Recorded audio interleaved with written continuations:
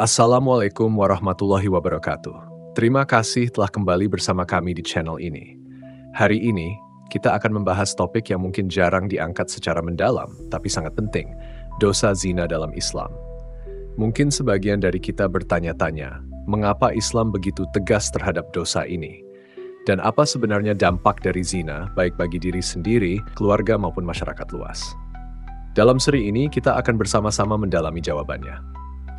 Mari kita mulai dengan kisah di zaman para nabi, di mana isu-isu tentang zina sudah ada dan bagaimana kisah-kisah ini menyampaikan pesan yang penuh hikmah.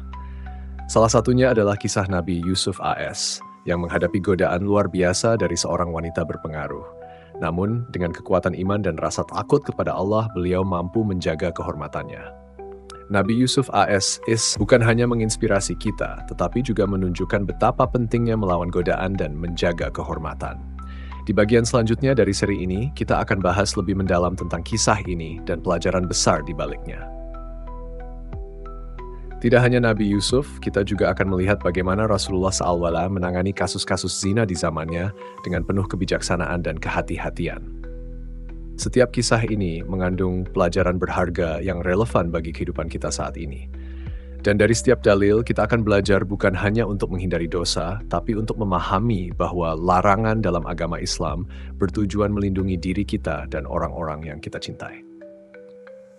Di seri ini, yang terbagi dalam 7 bagian, kita akan mengupas habis topik ini, mulai dari dasar-dasar tentang zina, mengapa Islam menyebutnya sebagai dosa besar, dampak sosial yang merusak, hingga bagaimana kita bisa bertobat dan menjaga diri dari godaan. Semua akan kita bahas dengan penuh rasa hormat dan kasih sayang, karena kita semua masih terus belajar dan berjuang untuk menjadi pribadi yang lebih baik. Ingat, konten ini bukan untuk menghakimi siapapun, tapi sebagai pengingat bagi kita bersama bahwa setiap dari kita memiliki peluang untuk memperbaiki diri. Allah selalu membuka pintu ampunan dan rahmatnya bagi siapapun yang ingin bertobat dengan tulus. Jadi, mari ikuti perjalanan ini sampai akhir, dan dapatkan pelajaran berharga dari setiap episode. Semoga dengan memahami lebih dalam, kita bisa lebih menjaga diri dan mendapatkan perlindungan dari Allah. Jangan lupa subscribe agar tidak ketinggalan tiap episodenya. Dan semoga Allah menjadikan pembahasan ini sebagai ilmu yang bermanfaat. Bagian 1, pengantar tentang zina sebagai dosa besar. Saudara-saudariku, pernahkah kita bertanya mengapa zina dianggap dosa besar dalam Islam? Apa sebenarnya yang membuat dosa ini begitu serius hingga Al-Quran mengingatkan kita untuk tidak mendekatinya, bahkan dari jauh sekalipun? Di episode pertama ini, kita akan mulai dari sini, menggali lebih dalam tentang zina, dampaknya, dan mengapa Islam begitu tegas melarangnya. Dalam surat Al-Isra ayat 32, Allah SWT berfirman, "Dan janganlah kamu mendekati zina, sesungguhnya zina itu adalah suatu perbuatan yang keji dan suatu jalan yang buruk." Pikirkanlah sejenak kata-kata ini. Allah tidak hanya menyebut zina itu dosa, tapi keji dan jalan yang buruk. Menurut Anda, mengapa bisa begitu? Apa yang sebenarnya dimaksud dengan jalan yang buruk ini? Kalau kita lihat lebih dalam, Islam mengajarkan bahwa zina tidak hanya berdampak pada diri kita, tapi juga orang-orang di sekitar kita. Ini adalah dosa yang meninggalkan luka, baik secara pribadi maupun dalam hubungan kita dengan keluarga, sahabat, bahkan dalam masyarakat. Zina bukan sekadar tindakan, tapi juga sebuah jalan yang membawa banyak dampak buruk. Inilah mengapa Islam sangat berhati-hati dalam hal ini. Pernahkah kita melihat bagaimana zina bisa menghancurkan keluarga, merusak hubungan suami istri, atau bahkan menyebabkan anak-anak kehilangan kehangatan keluarga yang seharusnya menjadi tempat mereka tumbuh? Setiap tindakan zina tidak hanya melukai pelakunya, tapi juga bisa merusak tatanan sosial yang lebih luas. Ini adalah satu jalan yang dapat menghancurkan banyak hal dalam kehidupan kita. Larangan mendekati zina ini adalah bentuk kasih sayang Allah pada kita. Seperti orang tua yang menjaga anaknya dari bahaya, Allah juga ingin melindungi kita dari godaan-godaan yang bisa membawa kerusakan dalam hidup.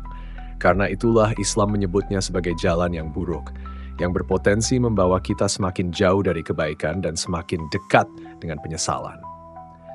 Jadi, ketika kita berpikir tentang mengapa Islam melarang zina, ini bukan hanya soal aturan ketat, tapi tentang melindungi kita dari rasa sakit, penyesalan, dan kehancuran yang tidak perlu. Setiap larangan dalam agama adalah untuk membawa kebaikan, menghindari keburukan, dan memudahkan kita dalam kehidupan. Insya Allah, dengan memahami ini, kita bisa lebih menjaga diri dan menghargai diri serta orang-orang yang kita cintai. Episode ini adalah awal dari perjalanan panjang kita dalam memahami dosa zina. Semoga Allah membimbing kita untuk lebih bijaksana dalam menjalani hidup dan menjaga diri dari hal-hal yang dilarang olehnya. Jangan lupa untuk terus bersama kami dalam episode berikutnya, di mana kita akan mendalami aspek-aspek lain dari tema ini. Bagian 2, definisi dan jenis-jenis zina dalam Islam. Ketika mendengar kata zina, mungkin yang terbayang di benak kita adalah suatu tindakan fisik yang jelas dan nyata. Tapi tahukah kita bahwa zina dalam Islam sebenarnya punya definisi yang jauh lebih luas, bahkan ada yang disebut sebagai zina mata, zina hati, dan zina pikiran. Kali ini kita akan membahas semua ini, karena zina bukan hanya soal perbuatan, tapi juga soal niat dan pandangan. Dalam sebuah hadits, Rasulullah SAW bersabda, "Sesungguhnya Allah telah menetapkan bagian dari zina untuk setiap anak Adam. Akan ada bagian zina dari mata, dari lisan, dari hati, dan akhirnya zina dari kemaluan yang menggenapinya atau tidak."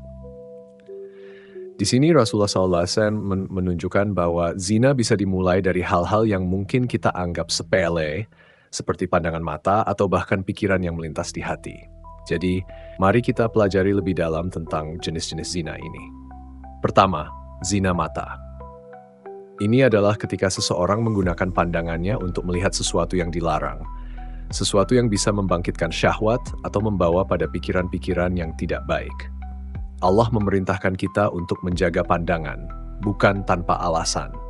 Saat kita membiarkan mata terlarut dalam pandangan yang dilarang, itu bisa menjadi langkah awal yang menjerumuskan kita lebih jauh.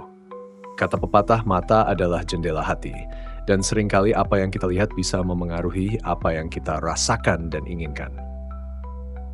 Kedua, zina hati atau pikiran. Ini mungkin yang paling sulit dikendalikan karena hati dan pikiran kita seringkali bergerak tanpa kita sadari.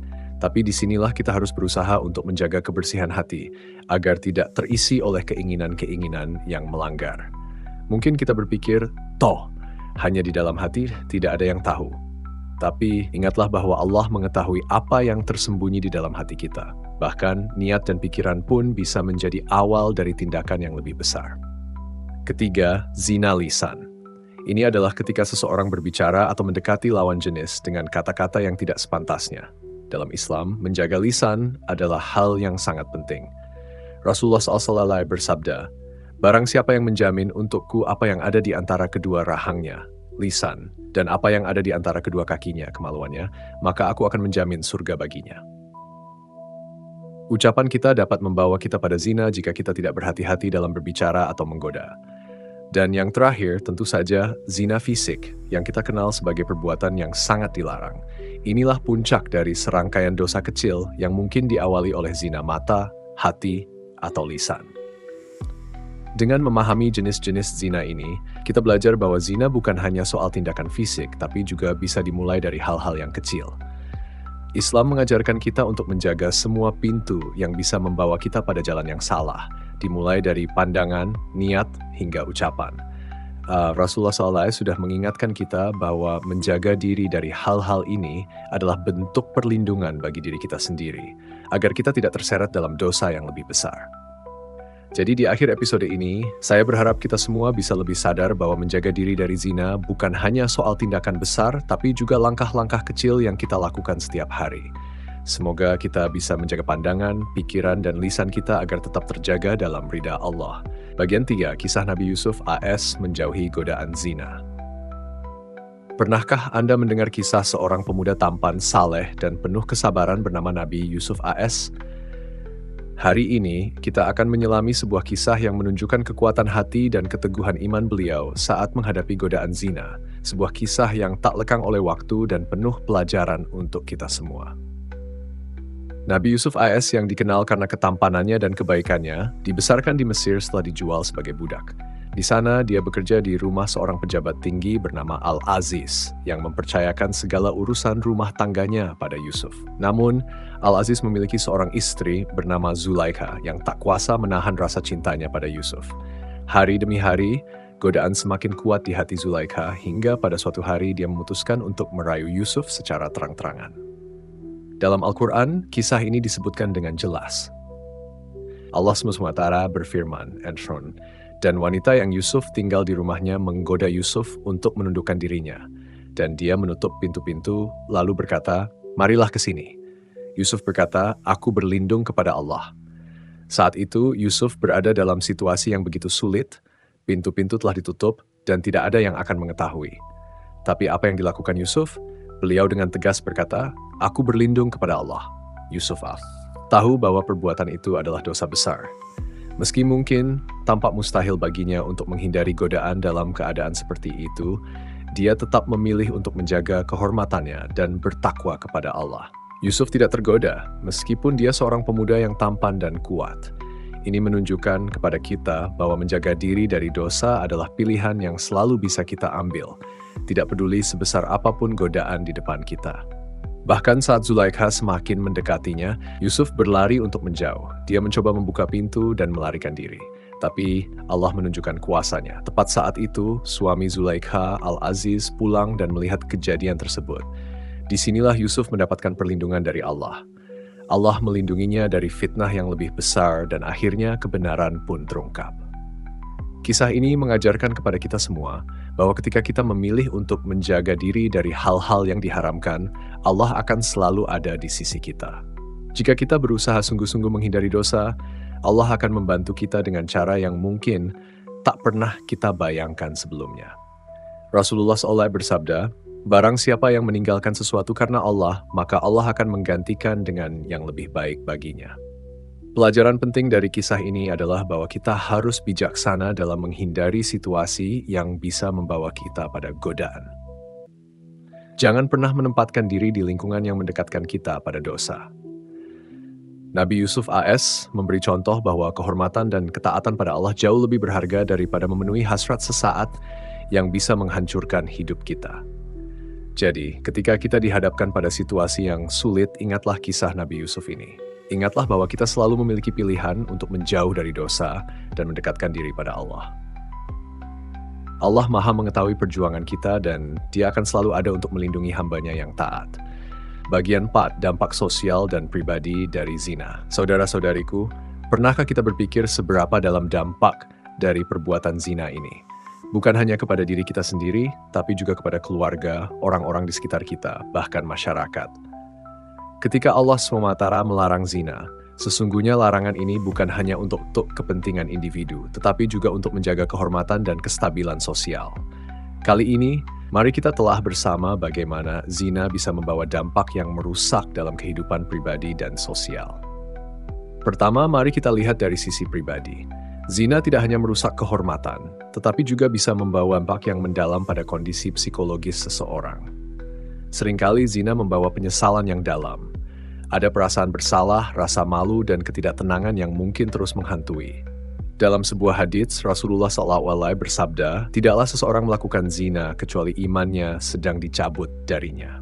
Artinya, perbuatan ini menciptakan jarak yang besar antara pelakunya dengan Allah, dan itu menimbulkan kekosongan dalam hati yang sulit dipulihkan.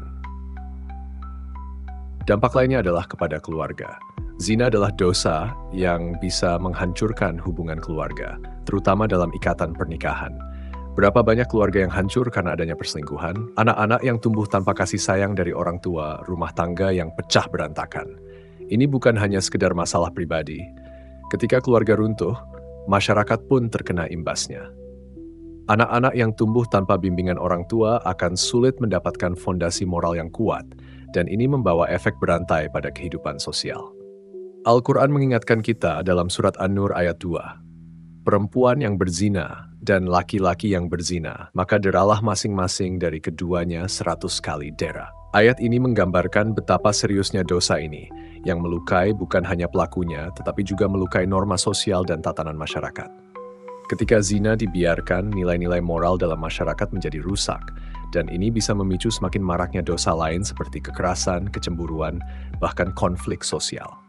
Dari sisi sosial, zina membawa ketidakstabilan yang serius. Di masyarakat yang memperbolehkan zina atau menganggapnya hal biasa, kita bisa melihat degradasi moral yang signifikan. Larangan zina dalam Islam adalah untuk menjaga kemuliaan, menjaga kebersihan masyarakat dari penyakit hati, serta menjaga hubungan sosial tetap sehat dan saling menghormati. Ketika zina merajalela, tatanan sosial menjadi lemah, kepercayaan antar individu berkurang dan stabilitas masyarakat terganggu. Larangan zina bukanlah sekadar aturan yang kaku, tapi cara Allah melindungi kita dari kerusakan yang nyata dan besar. Bayangkan sebuah masyarakat yang berusaha menjaga diri dari zina, maka masyarakat itu akan dihiasi dengan hubungan yang harmonis, keluarga yang solid, dan generasi muda yang tumbuh dengan rasa hormat dan tanggung jawab. Larangan ini adalah bentuk kasih sayang Allah untuk menjaga agar kita tetap hidup dalam kebaikan. Semoga pembahasan ini bisa mengingatkan kita semua bahwa zina adalah dosa besar yang memiliki dampak serius, bukan hanya bagi diri kita sendiri, tapi juga bagi orang-orang di sekitar kita. Mari kita jaga kehormatan keluarga dan masyarakat dengan tetap berpegang pada ajaran Allah. Bagian 5, hukuman zina dalam Islam sebagai pencegahan. Sahabat semua, pernahkah kita bertanya-tanya, mengapa Islam memiliki hukuman yang tegas untuk zina? Mungkin bagi sebagian dari kita, hukuman ini terdengar sangat berat. Namun hari ini kita akan memahami bahwa hukuman zina dalam Islam bukanlah semata-mata untuk menghukum, tapi lebih sebagai bentuk pencegahan dan penjagaan dari kerusakan yang lebih besar. Dalam Islam, zina memiliki konsekuensi hukum yang berbeda bagi mereka yang sudah menikah dan mereka yang belum menikah. Bagi yang belum menikah, hukumannya adalah cambuk sebanyak 100 kali, seperti disebutkan dalam Al-Quran. Perempuan yang berzina dan laki-laki yang berzina, maka deralah masing-masing dari keduanya 100 kali dera. Sedangkan, bagi yang sudah menikah, hukuman untuk zina adalah rajam atau lemparan batu hingga wafat, seperti yang dipraktikkan dalam syariat hudud. Sekilas, hukuman ini mungkin terdengar keras, tetapi mari kita renungkan tujuan di baliknya. Islam bukan hanya mementingkan aspek pribadi, tetapi juga menjaga stabilitas dan kehormatan masyarakat secara keseluruhan. Dengan adanya hukuman ini, Islam mengirimkan pesan yang jelas bahwa zina bukan hanya merusak pelakunya, tetapi juga merusak struktur sosial, mengancam keharmonisan keluarga dan membawa ketidakstabilan dalam masyarakat. Nabi Muhammad SAW menerapkan hukum ini dengan sangat hati-hati dan penuh keadilan. Beliau tidak serta-merta menghukum orang yang mengaku berzina tanpa memastikan bukti yang jelas. Ada sebuah kisah terkenal tentang seorang wanita bernama Mais dan seorang wanita lain dari suku Gamidiyah yang datang kepada Nabi dan mengakui bahwa mereka telah berzina. Nabi bahkan mengabaikan mereka pada awalnya, memberikan mereka kesempatan untuk menarik pengakuan itu dan bertobat. Namun ketika pengakuan mereka berulang kali ditegaskan dan setelah memenuhi semua syarat hukum syariat, barulah Nabi memerintahkan hukuman sesuai ketentuan. Dari kisah ini, kita bisa melihat betapa adil dan hati-hatinya Rasulullah SAW dalam menegakkan hukum. Hukuman tidak serta-merta diberikan, melainkan melalui proses yang penuh kehati-hatian. Bahkan ketika seorang sahabat datang dan mengaku berzina, Rasulullah SAW berulang kali bertanya, berusaha memastikan bahwa sahabat tersebut benar-benar yakin dengan pengakuannya dan tidak ada keraguan. Ini menunjukkan bahwa penerapan hukum dalam Islam dilakukan dengan adil dan penuh belas kasih, bukan untuk menyakiti, tetapi untuk menegakkan ketertiban dan kehormatan di dalam masyarakat.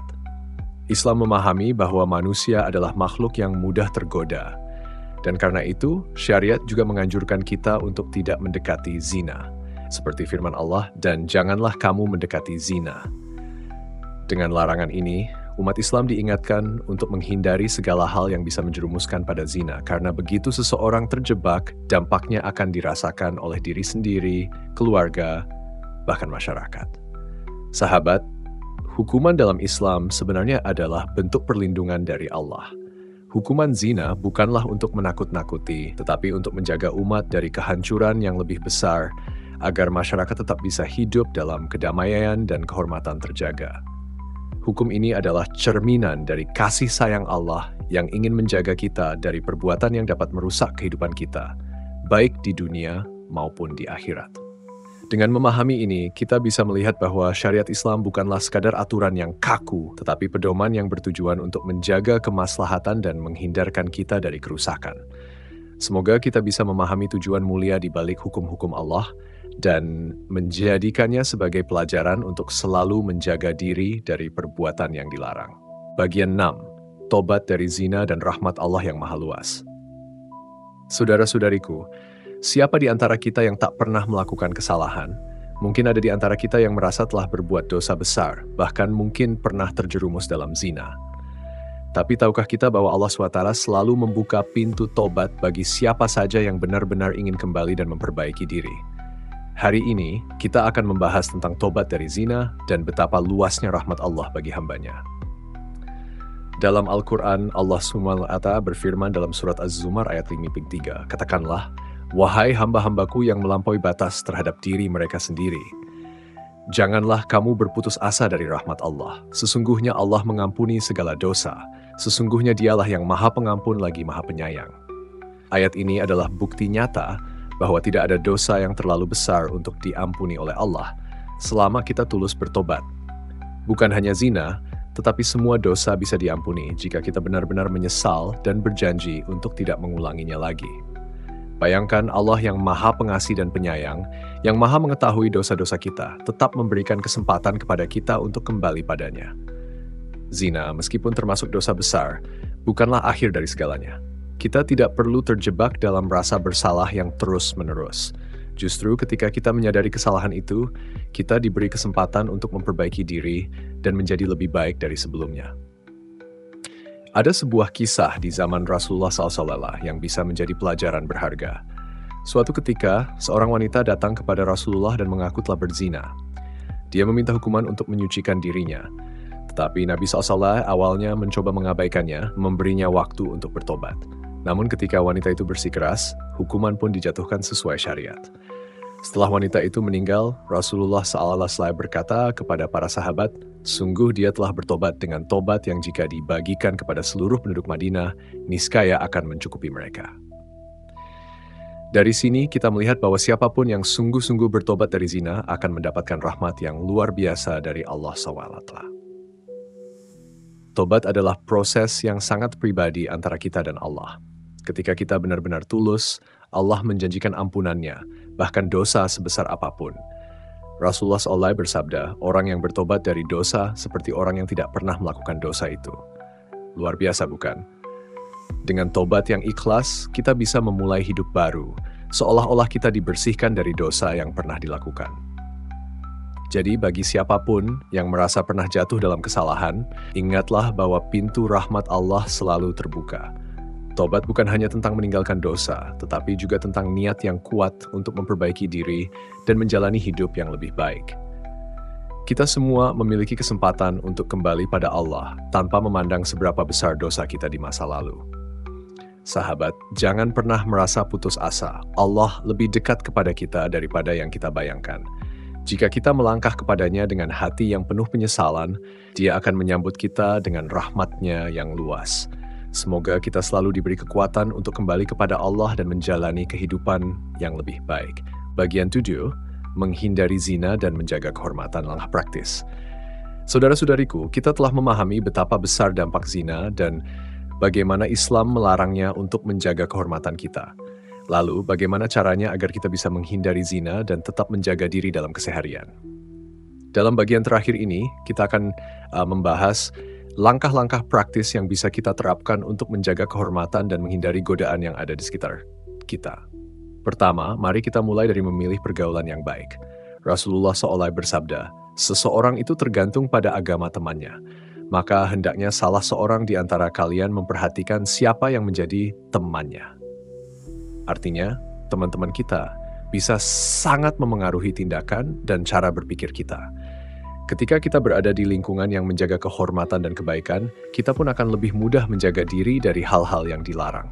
Jadi, pilihlah teman-teman yang mendukung kita dalam kebaikan, yang mengingatkan ketika kita salah, dan bersama-sama menuntun kita ke jalan yang benar. Langkah kedua adalah menundukkan pandangan. Allah SWT berfirman dalam surat An-Nur ayat 30-31, "Katakanlah kepada orang laki-laki yang beriman agar mereka menjaga pandangannya dan memelihara kemaluannya. Katakanlah kepada wanita yang beriman agar mereka menjaga pandangannya dan memelihara kemaluannya." Allah menegaskan bahwa menjaga pandangan adalah langkah pertama untuk menjauh dari godaan. Terkadang, godaan bisa muncul dari hal sekecil pandangan mata. Jadi, mari kita berusaha untuk tidak memandang hal-hal yang bisa menjerumuskan kita. Ini adalah salah satu bentuk penjagaan diri yang sederhana, namun sangat berpengaruh. Ketiga, perkuat keimanan. Semakin kuat keimanan kita, semakin mudah kita menjaga diri dari dosa. Salah satu cara memperkuat keimanan adalah dengan mendekatkan diri kepada Allah melalui ibadah dan berdoa agar diberi perlindungan. Rasulullah SAW seringkali berdoa, "Ya Allah, aku memohon petunjuk kepadamu, ketakwaan, kesucian, dan kekayaan hati." Dengan keimanan yang kuat, kita akan lebih mudah menahan diri dari godaan dan lebih memahami bahwa segala larangan Allah adalah demi kebaikan kita. Contoh nyata dari sahabat Nabi yang menjaga kehormatan adalah kisah tentang Abdullah bin Mas'ud R.A. Beliau sangat menjaga pergaulannya dan senantiasa mengingatkan teman-temannya untuk menjauhi segala hal yang mendekatkan pada zina. Beliau mengatakan, "Janganlah kalian mendekati tempat-tempat yang memungkinkan syahwat tersulut dan bergaullah dengan orang-orang yang saleh." Nasihat ini menunjukkan betapa pentingnya menjaga lingkungan yang baik. Langkah-langkah ini bukan hanya teori, tetapi panduan nyata yang bisa kita terapkan. Pilih teman yang baik, jaga pandangan, dan perkuat iman. Jika kita konsisten, insya Allah godaan-godaan yang ada akan lebih mudah dihadapi. Allah selalu bersama hamba-hambanya yang berusaha menjaga kehormatan dan menjauhkan diri dari dosa. Semoga pembahasan ini bisa menjadi pengingat dan dorongan bagi kita semua untuk hidup sesuai dengan ajaran yang penuh hikmah ini. Mari kita jadikan diri kita pribadi yang menjaga kehormatan, menjaga hubungan baik dengan Allah, dan menjadi contoh kebaikan bagi orang-orang di sekitar kita. Terima kasih telah mengikuti seri ini dan semoga Allah SWT selalu melindungi kita dari godaan serta menjadikan kita hamba-hamba yang mulia. Wassalamualaikum warahmatullahi wabarakatuh.